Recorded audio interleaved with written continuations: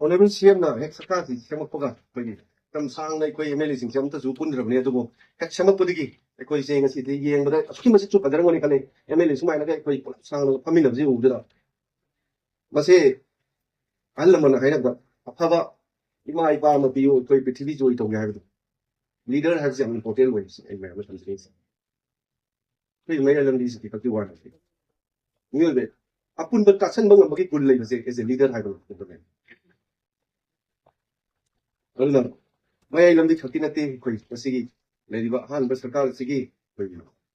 hamak thorong di oi program so pang ko pesi nasi han bani aduga ai koi leptana koi honorable MLA Singh honorable minister Singh koi honorable CM ni mi makha dai koi state sida koi yang tian ba matam ni koi sarkar se len dur se only 1 years khati ni aduga koi taran sangga do thok manga ni dal loina ba khona ko ya ki koi tum ba cha ba ta kai kum ni kan kai cha ni koi sarkar ni experience aduna han lek bi honorable CM na khai ai koi